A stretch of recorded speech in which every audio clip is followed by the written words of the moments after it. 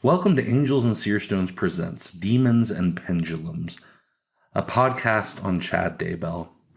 I'm Christopher James Blythe, and I'm a professional folklorist with a specialty in supernatural legend and Latter-day Saint studies. My day job is as an assistant professor at Brigham Young University. Ordinarily, this channel is devoted to Angels and Seerstones, a Latter-day Saint folklore podcast, which is designed to be uplifting and to encourage Latter-day Saints to recognize the depth of their incredible culture and to celebrate our traditional stories. That's what I love. But in this 9-part limited series, I use my expertise to help us understand one of the most notorious acts of the 21st century, the killings of 7-year-old J.J. Vallow, 16-year-old Tylee Ryan, Charles Vallow, and Tammy Daybell. I'll discuss how these murders relate to the Latter-day Saint faith and beyond. It turns out murderers have justified their crimes by pointing to the supernatural for a very, very long time.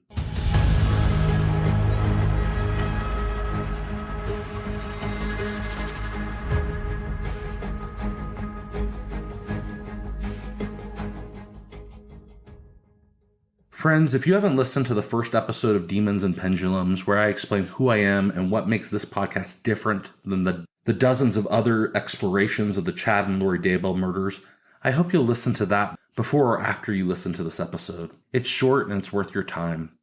This limited series is in part a fundraiser for Angels and Seerstones. Christine and I are fortunate to have nearly sufficient funding this year to cover our podcast costs. It doesn't look like we will be fully covered for 2025, however, so we are taking donations during the summer of 2024 to put towards our software and recording costs. Anything extra will go towards advertising. We have no intention of taking a salary. And if you want to donate, you can just do so by Venmo, which is at Angels and Seerstones. Heads up, this podcast is in part about murder. That said, I won't be focusing on the physical evidence or the method by which people were killed. It's all too dark for me. In this episode, I consider the, quote, Mormon elements of the crimes. I have 2 points I want to make. First, the ideas that Chad Daybell used to orchestrate the murders of his wife, Lori Vallow's 2 children, and Lori Vallow's husband, were Latter-day Saint inflected. Yet as much as they drew from LDS foundations and LDS vocabulary, they were fringe and they were novel. The average Latter-day Saint would be shocked to hear about these doctrines. They would see them as entirely incompatible with their beliefs. Instead, Daybell's ideas were a variant of a new demonology showing up in certain LDS circles, and of course, not promoted by the Church of Jesus Christ of Latter-day Saints. But elements did show up in some circles of apocalyptic enthusiasts, the fringe of the fringe. I'll discuss these influences in this broader community in future episodes. My second point is that the way that the Daybells justified murder through appealing to a complex supernatural theology is old and cross-cultural. Accusations that someone is in league with or has been taken over by some otherworldly evil shows up in the Philippines and Africa, obviously in 17th century Salem, Massachusetts, and as we will see, in European cultures. Today, you'll learn about changelings in Ireland, Scandinavia, and Germany. Let's make sure we have a good grasp on Chad Daybell and Lori Vallow's beliefs on zombies before we get into this broader conversation. One document that tells us about Chad and Lori's beliefs about zombies is from Ian Pawlowski, who is the husband of Lori's niece, Melanie. Let's go over this and maybe make sense of what was going on in Chad's theology. This is what Ian wrote. The heading is zombies, and then it's broken down in different letters. So A, human bodies that have had their original spirits forced from them and have been possessed by either a demon, the original third of the heavenly host who followed Lucifer, disembodied spirits, once living human spirits who have chosen not to be reborn into another probation, or a worm/slug, a creature controlled by Lucifer that enters the body to control the host. B, spirits can be pushed from their bodies during traumatic events or deadly injury. C, spirits pushed out are trapped in limbo as the body they're tied to is still living, but cannot be occupied by them anymore. D, spirits trapped in limbo cannot progress to a new mortal life and cannot re-enter their existing body. The only way to move forward is to await the death of their current possessed body. E, this is an illegal action against heavenly law performed by the possessor. No contemporary or historic Latter-day Saint communities have held Daybell's concept of zombies. Evil spirits tempt, they deceive, they can even assault or possess a person temporarily. Yet Daybell taught that an evil force could entirely oust a person's spirit, or possess them at the moment of death to permanently take over their bodies. Daybell was aware this contradicted Latter-day Saint theology, so explained that Satan was breaking God's laws in doing so. Things were different now because the time before the second coming was so brief. Yet this realization changed the meaning of exorcism altogether. Chad and Lori's goal was not typical of an exorcist who seeks to expel a demon so that a person can continue their lives unfeathered. A zombie was a possessed body that could not be freed. So the new purpose of an exorcism is to bring about death so that the body would die and allow the original spirit to move on from limbo, where they remained during the possession. When a zombie was exorcised, Chad and Lori knew they were successful only when the host died. Ian Pawlowski explained that bodies could be possessed by three kinds of evil entities. We saw this. Demons, who were the original third of the heavenly host who followed Lucifer. 2 disembodied spirits, once living human spirits who have chosen not to be reborn into another probation. Or 3, a worm slug, a creature controlled by Lucifer that enters the body to control the host. This is in such stark contrast to what modern Latter-day Saints would think of when someone said they encountered evil spirits. For them, it is only the, quote, demons, or those who never possessed physical bodies, who would seek to possess someone. This was not always the case, however. Early Latter-day Saints seem to have spent more time speaking of the second category, ghosts. The third category has never been discussed in mainstream Latter-day Saint thought, but is discussed in what I would call the new demonology of some fringe LDS writers. Chad and Lori came to believe that the world was full of zombie. Lori and a small group of her friends and relatives would meet together to perform a remote exorcism to try to expel these creatures. Lori would then consult with Chad, who would applaud the group on their successes in wiping out a certain number of zombies. He figured out how many were killed in their efforts with the aid of a pendulum. There were tens of thousands throughout the world, and for the most part, these could be dealt with spiritually. Yet for some reason, the zombies that showed up around Chad and Lori, those embodied in their family members, required a more active hand. Before the murder of Charles Vallow, Chad told Lori that her husband was possessed with an evil spirit. Like exorcists throughout history, Chad tried to acquire the demon's name. This has been standard practice since antiquity. Remember that when Jesus exorcised a possessed man in the Gospels, he asked for the demon's name, and the demon responded. He said, "Legion, for we are many." In Charles Vallow's case, the first entity that possessed his body was Garrett. Next, Ned Schneider, and finally, Hiplos. We don't know the details about these intelligences. Names like Ned and Garrett make me think that these were the names of once living men. Hiplos is a different kind of name. It's got the ring of a more ancient evil. Before the murder of J.J. Vallow, Lori told her friends and house guests Melanie Gibb and David Warwick that the 7-year-old had recently become a zombie. She had encouraged them to see his behavior as particularly odd. Lori claimed he had climbed onto the refrigerator and knocked over a picture of Jesus, and then climbed onto a higher cabinet. I suppose Lori wanted them to imagine something out of an exorcism movie, with lots of bizarre ceiling climbing and blasphemy. That JJ was a 7-year-old with an autism diagnosis didn't come into the conversations. Although Melanie Gibb would later tell police that when she looked at JJ that day, he sure seemed like the same child she knew. Like many little ones his age, JJ could be prone to mood swings and the occasional tantrum. This is the way Chad and Lori set up their understanding of zombies, assuring those around them and themselves that their loved ones, and those they didn't know, had been taken over by evil entities. Let's put that in context with a long history of changeling belief. A traditional European belief associated particularly with Scandinavia and the British Isles holds that supernatural creatures might kidnap a person and replace them with a duplicate. These creatures were trolls, or fairies, or even demons. The imposters would replace a child with their own offspring or take the child's place themselves.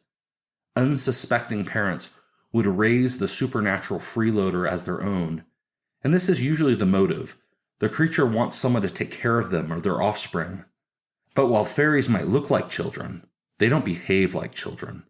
In traditional Irish folklore, parents might realize they have a changeling in their homes when a visitor recognizes their child's odd behavior, a new illness, uncharacteristic talents, or when the child unintentionally reveals that they're actually much, much older than they seem. In folklore, if it's a baby, it doesn't grow, and it might have a beard. Whether in its true form, the changeling is a juvenile troll or an ancient fairy, they are ravenous, eating you out of house and home. Meanwhile, your child has been abducted and being raised among trolls or fairies, and the only way to get them back is to rid yourself of your changeling. The fairies are aware of how you treat the changeling, though, and will punish your loved one for any harm that comes to their friend. There were, according to legend, various ways to figure out whether your kiddo was actually a phony. Some would boil eggshells. When you do so, the creature is supposed to jump up, acknowledge how old they are, and that they have never seen such strange cooking. But usually, you get rid of these creatures with fire. One prominent story claims that you should come into the home and pronounce that the local fairy fort, the locations the Irish believed housed fairy communities, was on fire. The changeling would leap up, declare that that's where he kept his possessions and loved ones, and go running for them. But in many stories, the threat of fire is used against the fairy itself. Changeling lore seems to have been used as a justification for infanticide. We know in a few incidents that it was justification for domestic abuse. Certainly, it would have led to neglect and harassment, if not physical abuse. Identifying someone as a changeling could explain some sort of developmental delay or autism, a new sickness, depressions, or estrangement in marriage. There are so many different stories I could share right now, but I think we should talk about the most famous murder of an alleged changeling, which happened in Ireland in March 1895. Bridget Cleary had been sick with bronchitis for several days when her husband, Michael Cleary, and Bridget's father determined that Cleary was no longer herself. They believed that if they could chase off the imposter fairy, that their loved one would return triumphantly on a white horse. After some efforts from folk healers and doctors, Michael Cleary arranged for a Catholic priest to perform communion, which some claim she had refused to swallow. While the priest believed this was just an ill woman, Michael Cleary insisted the changeling had deceived them. He would try to force her to eat bread and jam later that evening, and ultimately, when Bridget was unable due to her illness to swallow, he picked up a burning log from the fire. He would set the alleged changeling ablaze. You can read more about this case in Angela Burke's book, The Burning of Bridget Cleary. Sometimes changeling lore isn't about fairies and trolls, but it's about demons. The father of the Protestant Reformation, Martin Luther, would declare that he met such a changeling. Here's his account. 8 years ago, in the year 1532, at Dessau, I, Dr. Martin Luther, saw and touched a changeling. It was 12 years old, and from its eyes and the fact that it had all of its senses, one could have thought that it was a real child. It did nothing but eat. In fact, it ate enough for any 4 peasants. It ate, it defecated, and pissed, and whenever someone touched it, it cried. When bad things happened in the house, it laughed and was happy, but when things went well, it cried. It had these 2 virtues. I said to the princes of Anhalt, if I were the prince or ruler here, I would throw this child into the water, into the Mulde that flows by Dessau. I would dare commit homicide on him. But the Elector of Saxony, who was with me at Dessau, and the princes of Anhalt did not want to follow my advice. Therefore I said, then you should have all Christians repeat the Lord's Prayer in church, that God may exorcise the devil. They did this daily at Dessau, and the changeling child died in the following year. Such a changeling child is only a piece of flesh. It has no soul.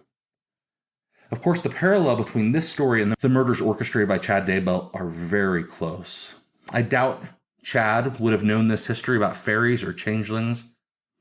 Rather, these beliefs have a way of recurring across history. Let's talk about the 21st century. I'm going to tell you about 3 cases that have similar stories to the Daybell killings. In 2021, Matthew Taylor Coleman murdered his 2-year-old son and 10-month-old daughter because they had reptilian, or what he called serpent DNA, and would eventually develop into evil personified. If you have followed the murders associated with the internet prophetess Sherry Schreiner, you know Matthew Taylor Coleman is not alone in his use of violence against reptilian changelings.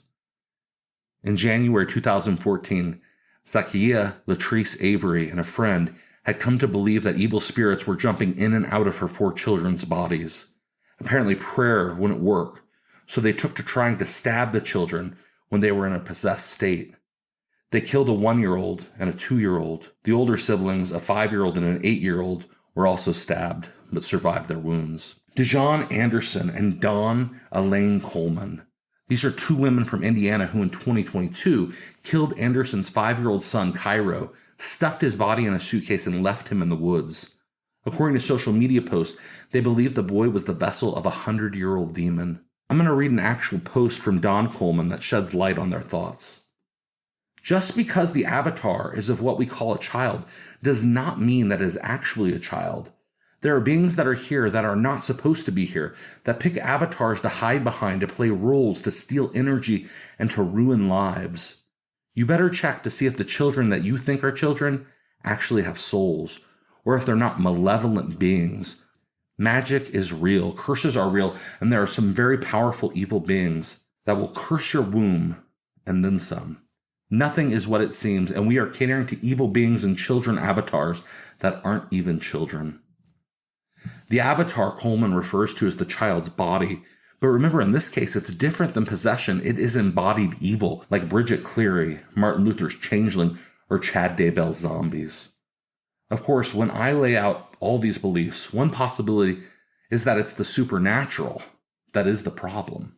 Of course, I don't believe religion or supernatural belief is inherently good or inherently bad. I think religion gives individuals meaning and pulls together groups, but it's also power and can be used to bring about wonderful things related to human advancement and liberation, or it can be used for evil causes like the things we're discussing here. When considering murder, I suspect that supernatural belief is rarely the primary motivation of violence. And I know I'm biased. I hold supernatural beliefs, including charismatic and unpopular supernatural beliefs. Many Americans do, and we aren't more likely to be violent people. At least, I don't think we are. It's important in the murders we have talked about today, we could easily point to more secular and human motivations for wanting to harm these family members than a command from God or a belief that they were really someone else. Even if these were sincerely held beliefs, the underlying motivation was actually something else. Maybe Michael Cleary killed his wife in March 1895 because he believed she was a fairy, but maybe he was actually an abusive man eager to rid himself of his wife. Chad and Lori Daybell maybe orchestrated the killing of their victims because they thought they were zombies, but we already know they wanted to start a life together, and they viewed these people as impediments to their happiness. With Michael Cleary, the Daybells, and the others, supernatural belief did aid in creating accomplices and supporters. There's no question about that. Whatever you think about the motivations of these murders, I hope this episode has helped you to think of the murders of Charles Vallow, Tammy Daybell, Tylee Ryan, and J.J. Vallow as part of a much longer history of violence justified by changeling beliefs or possession. Even as I wrestle with the supernatural aspect of these crimes, one thing is certain. These are murders that were brought about through a deliberate effort of dehumanization. Here, supernatural beliefs are used to order or perpetrate murder based on the idea that the victim is not really your family member, not really human at all. And of course, this conversation, that violence comes about and is justified through dehumanization, is a much larger lens by which violence has occurred throughout human history, whether it's based on supernatural beliefs or political ones. But I can imagine you asking the obligatory question at this point, Chris, you've spent a lot of time talking about belief in fairies, reptilians, and other doubles that mirror Chad and Lori's zombies. Does that mean you don't think there's any significance to the LDS-ness of Chad, Daybell, and Lori Vallow? Sadly, no, I can't say that. While I think there is nothing inherently violent about the Latter-day Saint tradition, it's true at this point a whole series of LDS villains have entered public consciousness through popular culture. Think about just the most popular examples. The bombings of document forger Mark Hoffman, the sickening murders of the Lafferty brothers, the assassinations ordered by Ervil LeBaron and his followers, the abduction of Elizabeth Smart by David Mitchell, and the terrible abuses perpetrated by Warren Jeffs. It makes sense for someone to approach the Daybell murders with these other villains in mind. We Latter-day Saints have had our extremists. There's also an overtly Latter-day Saint dimension to these murders, and specifically in the lead-up and aftermath of the Charles Vallow killing. Those involved reference the figure of Nephi from the Book of Mormon. Lori told Alex that they were to be Nephis. Afterwards, in a text message, Alex described Charles Vallow's death as a Nephi and Laban ending. So what is the story of Nephi and Laban in the Book of Mormon? Nephi and his brothers left Jerusalem after their father faced religious persecution for declaring his visions of a coming destruction. They returned to Jerusalem to acquire a copy of the scriptures recorded on a set of brass plates. These plates were owned by a powerful military figure named Laban. The brothers first visit Laban and ask for the plates. Not surprising, he sends them packing.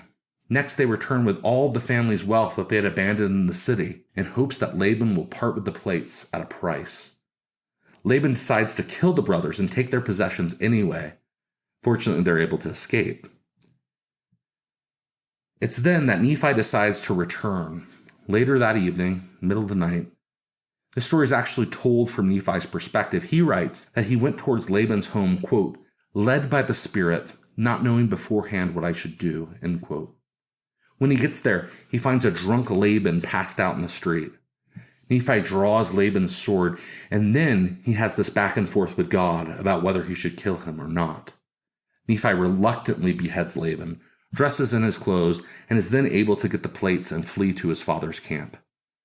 As a Latter-day Saint, I can't help but think that a comparison between the killings that Chad and Lori orchestrated and the killing of Laban is a stretch.